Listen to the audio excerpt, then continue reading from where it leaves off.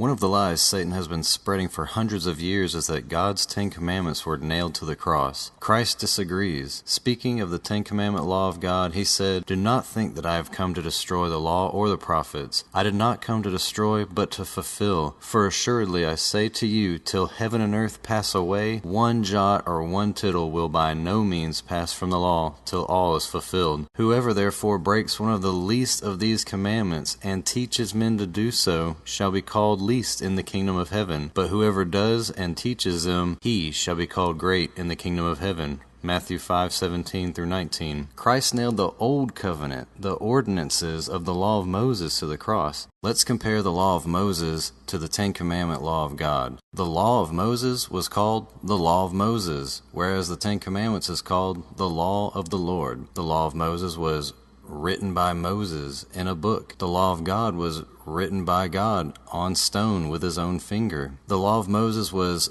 placed beside the ark, while the 10 Commandments were placed inside the ark. The law of Moses was added because of sin, and God's law points out sin. Moses' law was contrary to us. God's law is not grievous. Moses' law is called the law contained in ordinances, but God's law is called the royal law. Moses' law judges no man, but God's law judges all men. Moses' law was carnal, and God's law is spiritual. Moses' law contained curses. God's law brings blessings and peace. Moses' law made nothing perfect, but God's law is perfect. Moses' law was temporary, and God's law is eternal. There are huge contrasts between these two sets of laws. Breaking these laws came with harsh punishments, including being stoned to death. But these laws were made by Moses. Notice in Mark 10, the Pharisees were asking Jesus if it was okay to divorce a woman, and Jesus answered and said, "What did Moses command you?" And they said, "Moses suffered to write a bill of divorcement and put her away." And Jesus answered and said unto them, "For the hardness of your heart he wrote this precept." That means that Moses made this law because of the actions of the people. But do we still believe today that we should not commit adultery? And why? I think many Christians do, because we believe in the sanctity of marriage, and we believe in keeping the commandments of God. To commit adultery would be breaking the 7th commandment. So while Jesus walked the earth, did he keep the law of Moses, or did he keep the commandments of God? Well, when the adulterous woman was brought before him, all the Pharisees wanted to stone her, but Jesus said, "Let he who is without sin cast the first stone." But what was the very next thing he told the woman? In John 8:11, he said,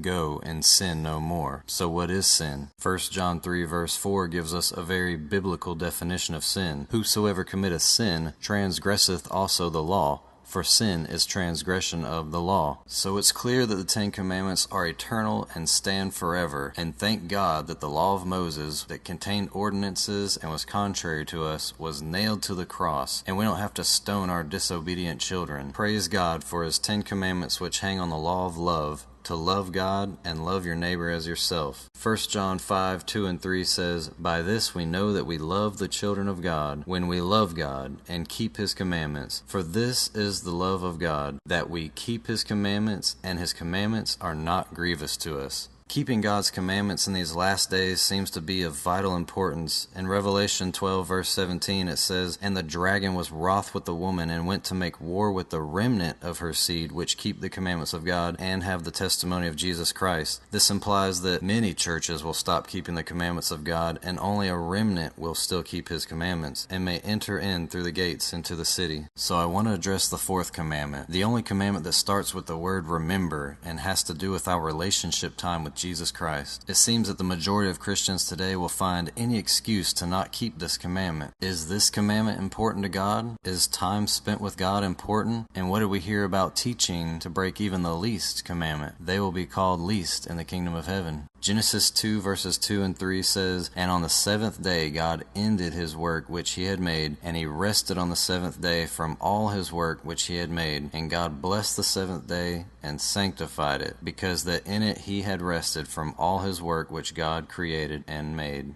Do you think that God was tired and really needed to take a rest, or was he doing this to demonstrate what we should do? It seems that these last day generations attack anything that has to do with God's creation, including the public school system, teaching that all of this happened from a magical big bang of nothingness. So wouldn't it be logical that the devil would attack the day that God blessed and hallowed at creation and is a memorial of creation? The seventh day of the week has become the most desecrated day of the week, the most shopped on, the most worked on, and the most partied on day, and the pews are filled on Sunday morning. There's a movement right now that is against the heliocentric model taught to us in schools because this is teaching that the earth revolves around the sun, making the sun the center of the universe, instead of God's creation being the center of the universe. So this model is pointing people to the sun instead of God's creation, whereas we see the same thing happening in the pagan-influenced churches today, where the pews are filled on the day of the sun instead of the day that God blessed and hallowed at creation, which is a memorial of creation. Because God's fourth commandment says this in Exodus 20 verses 8 through 11, "Remember the Sabbath day to keep it holy. For in 6 days the Lord made heaven and earth, the sea,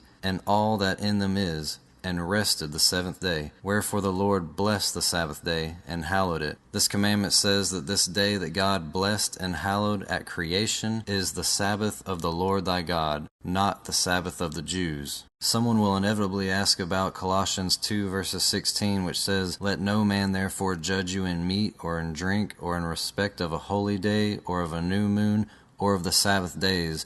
But if you continue the verse, it says, "Which are a shadow of things to come, but the body is of Christ." The fourth commandment is not a shadow of anything to come. The shadow was these laws of Moses, and they kept many Sabbath days. The Passover was a Sabbath day, but we know that Christ is the Passover lamb, and we no longer have to keep these shadows. Those were nailed to the cross, and that handwriting of ordinances that was against us was blotted out. Colossians 2:14. But the Sabbath day is a commandment of God, not a recommendation, yet many will fight against this commandment. My heart is burdened when I think about this topic because I know many have been deceived by false teachers who are teaching to break the least of these commandments and teaching that this commandment's not important, yet they will protest the taking down of the 10 Commandments out of a courtroom. Like most of the pagan practices kept in church today, we have the Roman Empire to blame for it, and I believe it is Satan working behind the scenes through Rome to prepare the masses to get ready to accept the new world religion, which will unite all religions together under an ecumenical movement pushed by the Catholic Church under the guise of protecting Mother Earth and the economy. But Revelation tells us that there will be a people in the last days who will keep the commandments of God and have the faith of Jesus. And these people will stand out from the crowd like a sore thumb, like Shadrach, Meshach, and Abednego, who would not bow to the image breaking God's second commandment. Thank you, and God bless you, and happy Sabbath.